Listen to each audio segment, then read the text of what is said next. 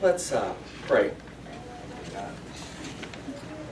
Lord, you have given the Bible to be the revelation of your great love for us and of your power and will to save us.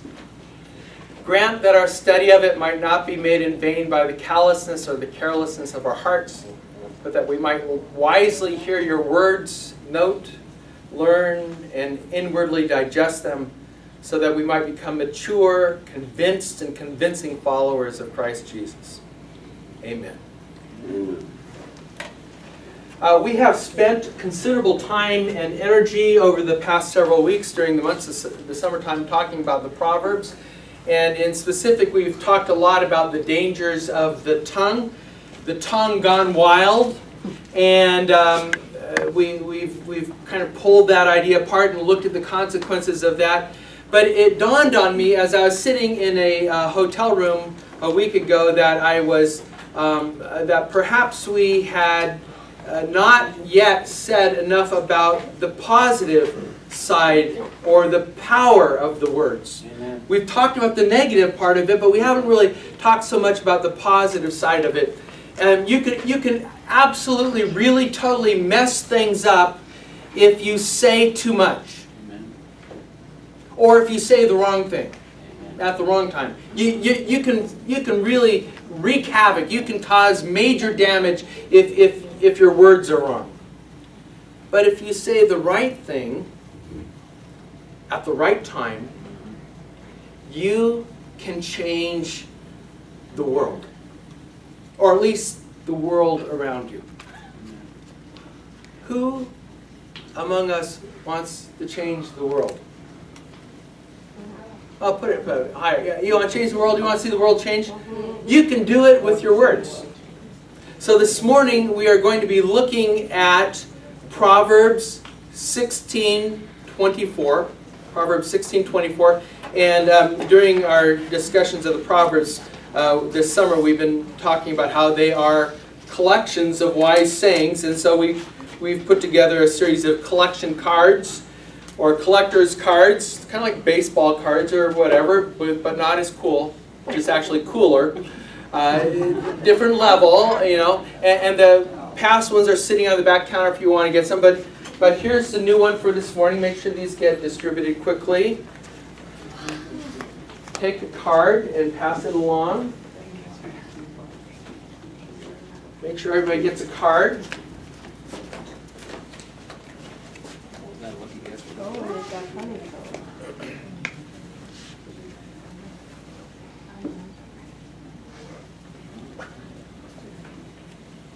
Does everyone have one yet? They made them all the way to the back row? No. Alex, We're missing some. you're missing what? We don't have enough. Are there more back here extras that we can send over to the side? Which one are that? Oh. Do they go all the way back? So, let's read together Proverbs 16:24. Pleasant words are flowing honey, sweet to the taste, and healing to the bones. Pleasant words are flowing honey, sweet to the taste, and healing to the bones. And this actually reminds me of another proverb that it's not in the Bible. It's just kind of a proverb that we float around once in a while. It says that you catch more flies with honey than with vinegar. You heard that? You catch more flies with honey than vinegar. What's that mean? Who wants to take a stab at it? You draw people to you. You draw people to you, the sweeter you speak. Okay. Yeah. And not only do you draw people to you, the sweeter you speak, but you also, you influence them more. If you have a sweeter tone to you, you get more done. You make more friends when you act nicely toward others than you would if you act with sourness, or if you are constantly complaining or griping, or if you have a negative sense to you, you don't really have as much influence. people are happier and more willing to jump on board with your agenda if your approach is sweet and if it is not so demanding. If you're a demanding person, you lose influence. But if your approach is sweet, you have more influence. So this comes up to our key point this morning. There is incredible power in sweet talk. There is incredible power in sweet talk. And by sweet talk, I'm not talking romance. That's not at all how we're not doing that. That's not the road we're going down with this. We're talking about words that are pleasant or kind. Such words are flowing honey, sweet to the taste. In the Bible, particularly the Old Testament, honey is a symbol of sweet delight. Remember when the Israelites were about to go into the Promised Land? And the land was described as land flowing with milk and honey, right? Honey was the sweetest thing that they could imagine. It was the best and it was the most wonderful thing that you could possibly eat. And in some ancient religions, honey was so valued that it was used as a sacrifice to the local deities. Now, in biblical thinking, in Hebrew thinking, the Hebrews are instructed by the Lord to refrain from sacrificing honey. The Lord said, I don't want your honey sacrificed. But they are allowed to eat the honey, which is interesting because the insects that produce the honey, bees, are flying insects, and according to the kosher laws, you are not allowed to eat flying insects. So you could eat the honey that the insects produce, but you were not allowed to eat the bees. So it was just interesting. In other words, the honey is meant to be enjoyed. Honey is meant to be enjoyed. Now, in this phase of our history in America, we are into energy drinks. Energy drinks are mixed drinks containing lots of caffeine and other stimulants and probably sweeteners, as well as herbal extracts and amino acids and all kinds of other cool stuff in there that, you know. And they are supposed to give you energy. Yeah, give you energy. They boost your energy, right? Those of you who use energy drinks, do they work for? How many of you use energy drinks? Drink one. You drink energy? What kind do you use? What's your favorite? Red Bull. Your Red Bull? What kind do you use, Mary? Energy, okay. Who else uses an energy drink once in a while? Or often? There's some people first thing in the morning, you know, energy drink. Some people middle afternoon got to have an energy drink. Last year, 2012, Red Bull, which is the largest selling, the most popular energy drink, Red Bull, that sold over, who wants to take a guess at it? How much? 80 million. 20 billion or 2 billion? 2 billion, 3 billion. 3. You're close. $3 billion worth of energy drinks last year. That's a lot of energy. And that ain't no bull. It didn't come to me until just now, you know. Red Bull was $3 billion last year, and then the closest competitor to Red Bull is, the chief competitor is Monster. Oh yeah. Monster drinks. And they sold $2.6 billion worth last year. So between the top two energy drinks, that's, you know, you're closing in on $6 billion worth. Am I doing the math wrong? No, you're right. Yeah, $6 billion worth of energy. We're really into things that boost energy. And in the ancient world, if you were looking for an energy boost, you didn't do energy drinks because they've only come on the scene in the last, 25 years or so. If you're in the ancient world, you're looking for a boost of energy, you would go for honey. honey was the main energy boost. It was sweet, and it was appetizing, and it was sugary. It was the very thing that you needed to get yourself through the day and to gird yourself for battle. Or if you were celebrating, you'd taken, honey would definitely be on the table as a part of a celebration. Honey was an absolute big deal. There is a peculiar little story in 1 Samuel 14. And the story is placed there as a way of illustrating how flaky King Saul was. And I'll read it for you here in a second. The Jonathan mentioned in the story is the son of King Saul. Okay? Now the Israelite soldiers were in a difficult situation that day because Saul had bound his troops by a solemn pledge. Anyone who eats anything before evening when I have taken revenge on my enemies is doomed. So none of the army ate anything.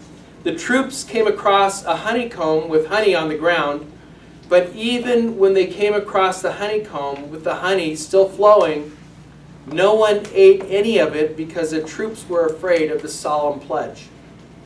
But Jonathan, King Solomon's son, hadn't heard his father make the people swear the pledge, so he dipped the end of his staff that he was carrying into the honeycomb, and when he ate some of it, his eyes lit up. Then one of the soldiers spoke up, "Your father bound the troops by a solemn pledge. Anyone who eats food today is doomed. That's why the troops are exhausted."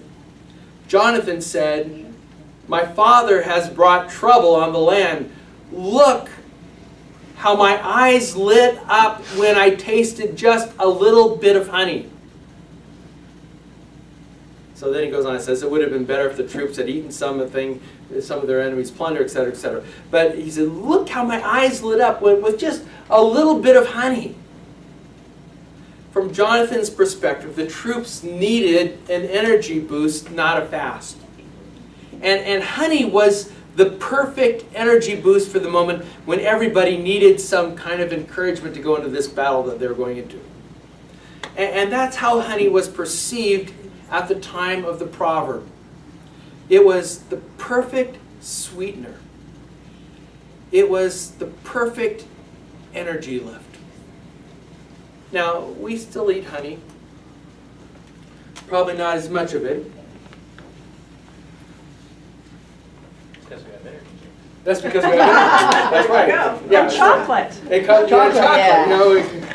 That's exactly right. Well, what do you do with honey? We put it on biscuits, English muffins or something like that, or on toast mostly.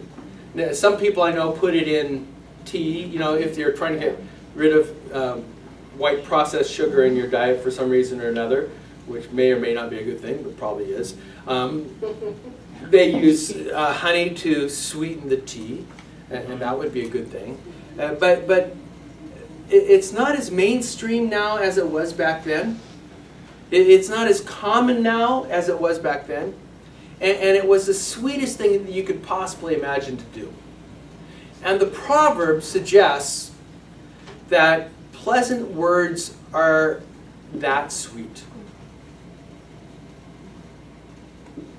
And as you hear this proverb, your mouth is supposed to start watering.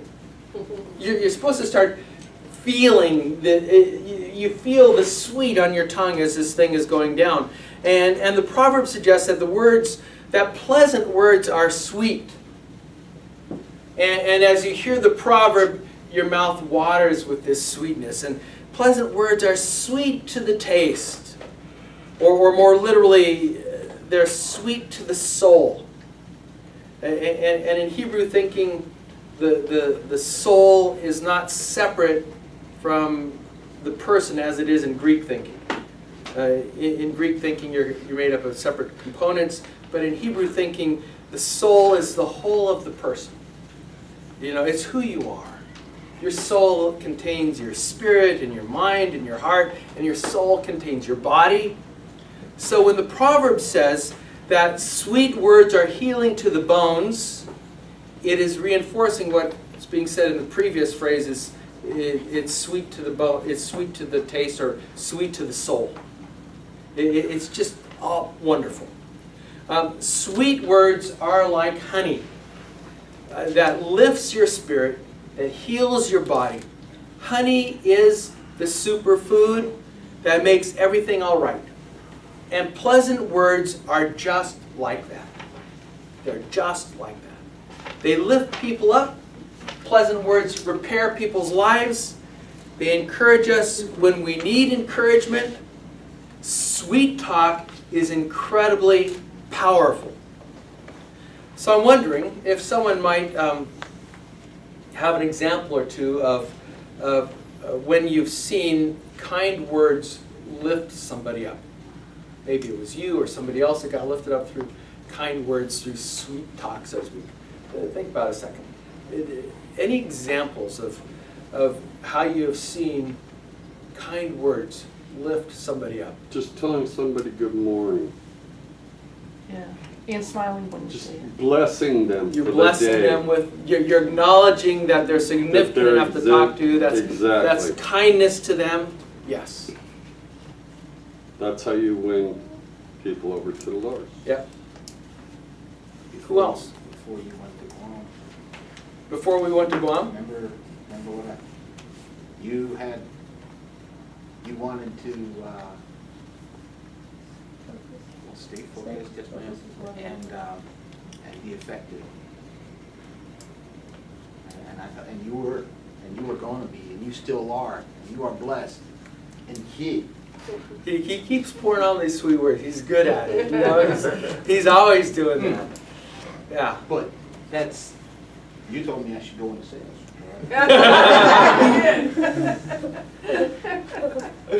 You speak life. You speak prosperity. Anyone else have an example of when you've seen sweet words lift somebody?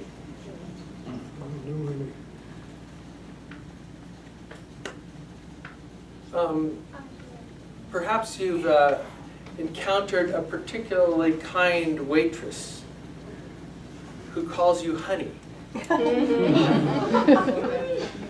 And is so pleasant to you that it is disarming, right? You've been on the road all day driving, and you know it's just been one headache after another, and so you get at the restaurant and you're all just kind of, you're still wound up a little bit tight, and this waitress comes to take your order, and you're sitting in the booth, and the way she asks the questions, or the way that she empathizes with your long journey for that day, and her words just kind of help you relax. That's what kind words can do. Now, I tend to think of using kind, impactful words as a skill that needs to be mastered. It's a lot like cooking. And in order to cook up a batch of kind, pleasantly powerful words, we need three things. You need three things in order to make this work. The first thing that you need is training and practice. Training and practice. If you're using the message, that's the first thing. We all need training and practice. For some reason, cooking does not come naturally to most of us. You need someone to teach you, to show you how to do it.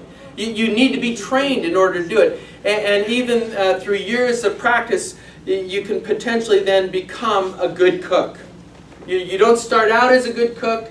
You may have some natural tendencies toward that thing, but you don't start out as a good cook. You grow into it with practice and training.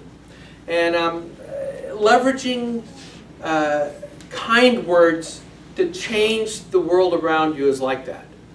You need someone to show you how to do it. And then you need to practice doing it.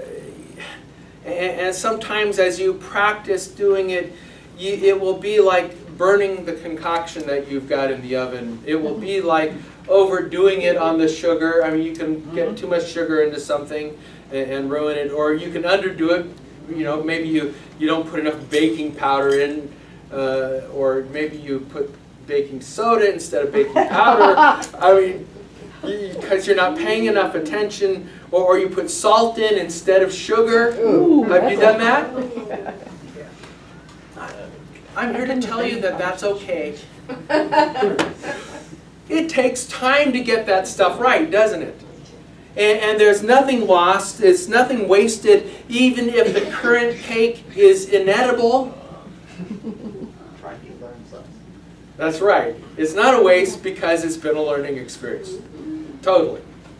And so we need to we need to cut each other a lot of slack when it comes to baking, but also when it comes to kind words, right? Sometimes the words do not come out quite right, even though you're trying to be kind. Have you ever had that happen to you? You're trying to be nice to somebody, you're trying to be kind to someone, and the way they understand what you're saying is totally wrong?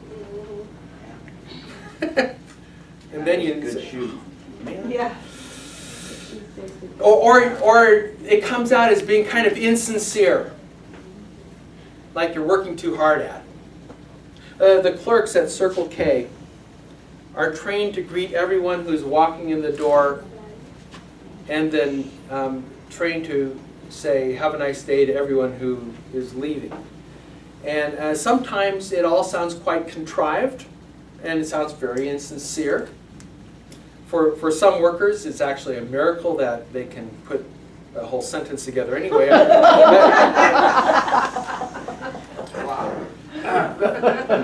I don't want to be unkind. Where's the honey?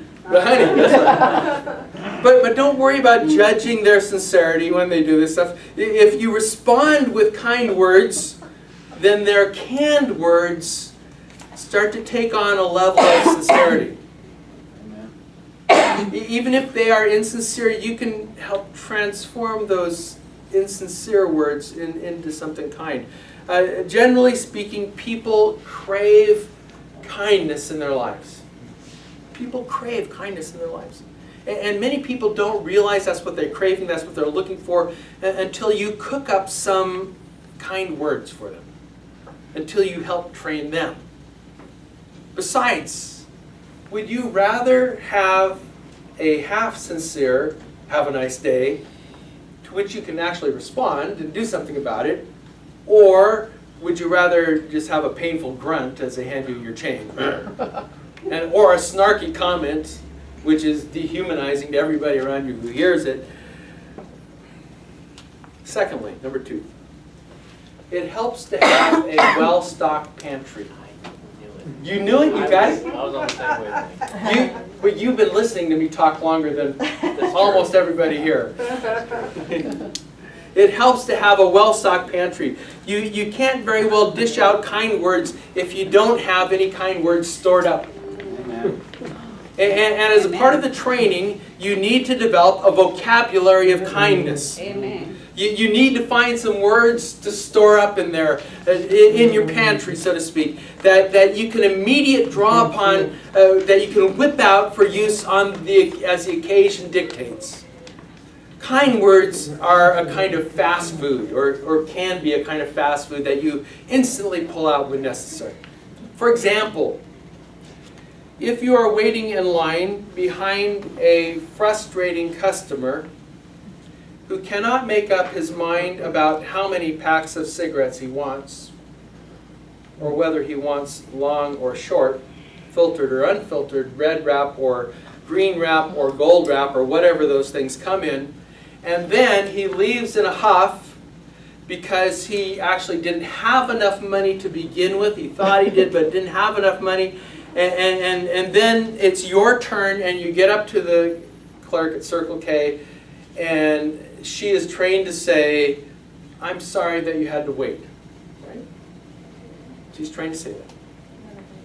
And that kind of thing happens enough that, and I frequent Circle K enough, that I've developed this little spiel, which I store in my pantry for use when appropriate. And when you say, "Oh, I'm sorry you had to wait," I say, "Well, that's okay. That was a complicated transaction, and you handled it really well. You were really patient. Wow. Those words have lifted, can lift someone up. And then, you know what else happens is that the three people who, because the line has gotten kind of long, and everyone's listening to what's going on here, and the three people in line behind me feel like they've got to somehow match the kindness of I mean, they've got to one-up me, you know. And pretty soon, the Circle K becomes the site of this kind of platonic love-in. and the clerk is on an emotional high for the day, and she's giving out complimentary Polar Pops left and right. You know, and she's bringing candy home to her children at the end of the shift, and while she's still feeling kind of up about this whole thing, she decides that she's pretty good at her job, and she applies for the corporate management training program, to which she's eventually accepted, and it kind of changes the course of her life, all because of some kind words out of the pantry. With the ripple effect of it all, the lives of dozens can be changed through just a few kind words. A C-store is naturally a kind of depressing place. I mean, when you think about it. But it's somehow transformed by kind words. This stuff happens all the time. All the time. And of course, this is not really, I'm not really talking about convenience stores, but I'm talking about all the people that are in our lives. I'm talking about, we are talking about even the most unlovable people, even the most obnoxious and unresponsive people. And I'm not going to name names, but their initials are. With a heavy dose of kind words over time, many people will begin to experience personal transformation of some sort. There's healing life change that goes on. None of this is, by the way, scientifically proven, of course, but it's implied in the proverb itself. Pleasant words are flowing honey, sweet to the taste and healing to the bones, to the core of who we are. Who in your life, think about it, who in your life needs a healthy dose of transforming, uplifting, healing, kind words? Don't say anything, but just think, who are you going to share some kind words with today? These are the ones that you're planning to, but you've got others that you'll pull the words out when you need it. Then thirdly, I want to suggest that the only way to have a pantry full of kind words is to have the Word of Christ residing in you. Amen. It's to have the Word of Christ residing in you. You cannot keep up the sweet talk unless you're hearing sweet talk in your own life. You cannot keep up the sweet talk unless you are hearing sweet talk in your own life.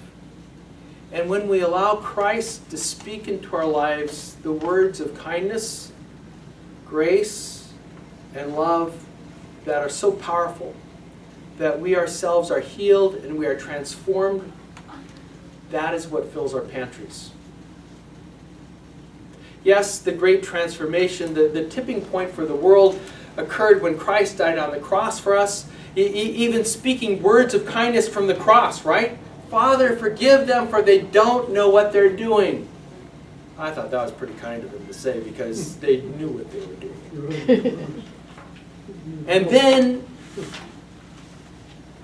in actually defeating death through the resurrection, and returning back to the disciples with words of healing, restoration, and a charge to carry on with his agenda of kindness.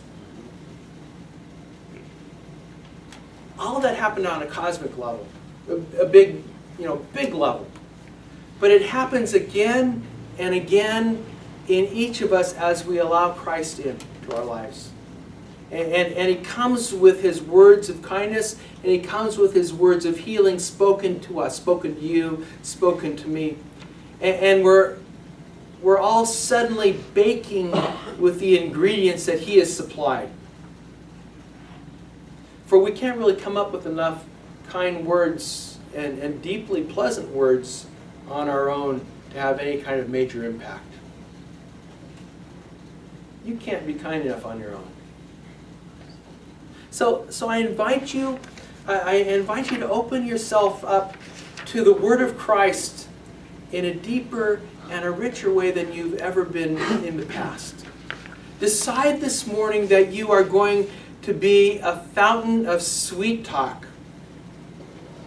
Picture that, a fountain of sweet talk. And then let Christ speak His words into your life.